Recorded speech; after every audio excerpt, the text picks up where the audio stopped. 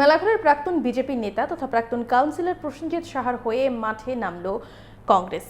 সোনামুড়া জেলা কংগ্রেসের উদ্যোগে মঙ্গলবার মেলাঘর শহর এলাকায় বিক্ষোভ মিছিল করে থানায় ডেপুটেশন প্রদান করা হয়। এই আন্দোলনের নেতৃত্বে ছিলেন যুব কংগ্রেসের প্রদেশ সভাপতি নীলকমল সাহা। মিছিল শেষে কংগ্রেস নেতৃত্ব মেলাঘর থানার এসডিপিওর কাছে তাদের দাবি জানান। নীলকমল সাহা বলেছেন, প্রসেনজিৎকে রাজনৈতিক ষড়যন্ত্র করে ফাঁসানো হয়েছে, তাই তাকে অবিলম্বে মুক্তি দেওয়ার দাবি জানিয়েছেন তারা।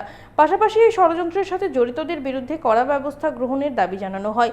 উল্লেখ্য, কিছুদিন আগে প্রসেনজিৎ সাহার গাড়ি থেকে কিছু গাঁজা উদ্ধার হয়েছিল। সেই মামলায় তিনি এখনো জেল হেফাজতে আছেন। আমরা শুনবো ঠিক কি জানাচ্ছেন যুব কংগ্রেস নেতৃত্ব। বাড়িতে সেদিন স্নান করে সেই নীতি আয়োগে যাওয়ার প্রস্তুতি নিচ্ছিলেন, তখনই তাকে ফোন করে ডেকে আনা হয়। বাইরে একটি গাড়ি ছিল যেটা তার শ্বশুরের নামে, একটি মারুতি ওমনি ভ্যান, এবং তার একটা কাঁচ বিকলঙ্গ, কাঁচটি কাজ করে না, জানলার কাজ। কে বা কারা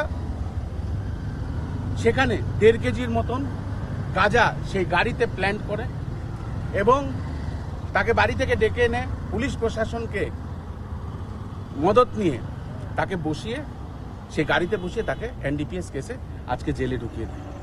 একটা ছেলে যেই রাজ্য এবং এই দেশের এবং এই মেলাঘরবাসীর জন্য আওয়াজ তুলছিল, তার কণ্ঠরোধ করার জন্য আজকে তাবর তাবর কমিশন খোররা, তাবর তাবর চোররা যারা ভারতীয় জনতা পার্টির মধ্যে লিপ্ত আছেন, সেই চোর এবং সেই কমিশন খোররা আজকে পুলিশকে দলদাস বানিয়ে পুলিশকে নিয়ে একটা ভালো ছেলে যে আওয়াজ তুলছিল করাপশনের জন্য, তাকে জেলে ভরে দেওয়া হয়। আমরা অবিলম্বে তার মুক্তি চাই। এবাই আজকে ভারতীয় জনতা পার্টির দলদাস হয়ে রয়েছেন যারাই ভালো ছেলেদেরকে মিথ্যা মামলায় ঢুকাচ্ছেন এবং নিজেরা বাজেয়াপ্ত নেশার জিনিস থানার ভেতর থেকে আবার বিক্রি করে দিচ্ছেন নেশা ব্যবসায়ীদেরকে, তাদেরকে জেলে না ঢুকিয়ে আজকে যারা আওয়াজ উঠাচ্ছে করাপশনের উপরে, আজকে যারা মানুষের জন্য, মানুষের স্বার্থে, যুবকদের স্বার্থে, এই মেলাঘরবাসীর স্বার্থে যারা আওয়াজ তুলছেন, তাদেরকে জেলে ভরে দেওয়া হচ্ছে। আমরা তার তীব্র নিন্দা জানাই।